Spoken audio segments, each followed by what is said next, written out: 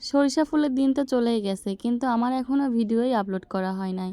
তো আসসালামু আলাইকুম সবাইকে, আপনারা সবাই কেমন আছেন? আশা করি আপনারা সবাই ভালো আছেন। Welcome to my new another blog. এই ফার্স্ট টাইম হচ্ছে জামাইকে ছাড়াই আমি ঘুরতে যাচ্ছি। ঘুরতে যাওয়া বলতে ভাইয়াদের বাসায় যাচ্ছি। আর আমি কিন্তু একা যাচ্ছি না, আমাকে নিতে আসবে মামা আর মামার বউ, মানে আমাদের বেটার বউ নিতে আসবে আমাকে। তো আমি কখন থেকে রেডি হয়ে বসে আছি, আর এই দেখেন আমার বিছানার অবস্থা। কারণ আমি যেখানেই যাই আমার বিছানার অবস্থা একদমই খারাপ হয়ে যায়, মনে হয় যে কোনটা রেখে কোনটা পরবো।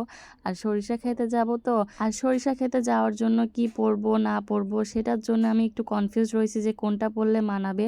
তো আমি হচ্ছে শাড়ি নিয়ে গেছিলাম, ড্রেস পরে গেছিলাম, আর শাড়ি হচ্ছে নিয়ে গেছিলাম যে দুপুরের পর শাড়ি পরে ছবি উঠবে। আর এখানে আমি আর মারুফা দাঁড়াইছিলাম, মামা হচ্ছে মিষ্টি কিনতেছিল। তো আপনারা কি কোনো গেস করতে পারছেন কোন ভাইয়াদের বাসায় আসছি? এটা হচ্ছে আবির ভাইয়াদের বাসা। আবির ভাইয়া হচ্ছে কত করে বলতেছিল যে ভাবি আসে। আর এখানে আসার কারণ হচ্ছে সরিষা ক্ষেত। ভাইয়াদের বাসার পেছনে অনেক সরিষা ক্ষেত আছে, আর আমার ছবি উঠতে খুবই ভালো লাগে, কারণ এখন সবাই সরিষা ক্ষেতে ছবি দিচ্ছে। তো আমিও ভাবলাম যে আমিও এসে সুন্দর করে শাড়ি পরে ছবি উঠবো। তো তারপর সবার সাথে কথা বলার পর একটু গল্প করার পর আমরা চলে আসলাম মাঠে। আমি আসছিলাম মারুফা আর শাপলা। শাপলা হচ্ছে আবির ভাইয়ের বোনের নাম, ও হচ্ছে আমার 1 বছরের জুনিয়র, সম্পর্কে আমার ননদ হয়। ও কিন্তু খুবই মিশুক আর অনেক সুইট। শাপলার সাথে গল্প করতে আমার ভালোই লাগে, অনেক ইয়ার্কি ফাজলামো করি আমরা। কিন্তু একটা ব্যাড লাক কি জানেন, আজকে কোনো রোদ নাই। রোদ না উঠলে ছবি ওঠা কি ভালো হয়? সরিষা ক্ষেতে রোদই দরকার, রোদ না উঠলে কি ছবি ফোটে? আর চারদিকে তো একদমই অন্ধকার অন্ধকার লাগতেছে। আর সময়টা কিন্তু শীতের মধ্যে ছিল। আমি হচ্ছে ব্লগটা একটু দেরি করে দিচ্ছি।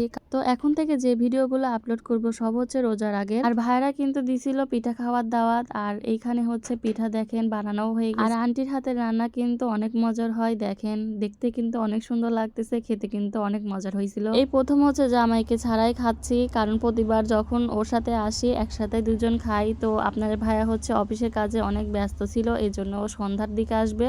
এখন আমরা শুধু মেয়েরাই খেতে বসছি, আপনাদের ভাইয়া আসলে তখন মামা আর আবির ভাইয়ারা সবাই একসাথে খাবে। তো আন্টির হাতে রান্না কিন্তু প্রতিবারই মজার হয়, আর এখানে অনেকগুলো আইটেম ছিল। আর এত কি খাওয়া যায় বলেন? ভাত, তার আগে খাইছি পিঠা, একদম পেট ভরে গেছিল। তারপর রেডি হয়ে চলে আসলাম মাঠে। একদিক দিয়ে খুব মন খারাপ লাগতেছিল, কারণ একটু রোদও নাই। একটু যদি রোদ বের হইতো তাহলে ছবিগুলো এত সুন্দর হইতো। এদিকে মাঠে চলে আসার পরই আপনাদের ভাইয়াও চলে আসছিল, তার জন্য শাপলা আসতে পারে নাই, ও হচ্ছে খাবার দিকটা দেখতেছিল। তো আমি আর মারুফাই চলে আসছি। একটু পরে হচ্ছে সন্ধ্যা লেগে যাবে, কারণ সাজতেই মানে রেডি হতে আমার একটু দেরি হয়ে গেছিল। তো অনেক ছবি ওঠার পর সবার সাথে গল্প আড্ডা দেওয়ার পর বিদায় নিয়ে চলে আসলাম। আর এসেই দেখি যে আমাদের বাসার সামনে হচ্ছে মানে দোতলা মসজিদে জালসা হচ্ছে। আমার জীবনে এই বছর একদম রেকর্ড হয়ে গেছে, এমন কোনো জালসা নেই যে আমি বাদ দিই না। এলাকায়, আমাদের এলাকায়, আবার দূরে দূরেও জালসায় আমি চলে গেছি, কারণ আপনাদের ভাই আমাকে এবার সব জায়গায় নিয়ে যাওয়ার চেষ্টা করছে। জালসা যেহেতু আসছি, ফুচকা না খেলে হয়? তো ফুচকা খাওয়ার পর আমরা হচ্ছে এখন বাসার দিকে রওনা হব।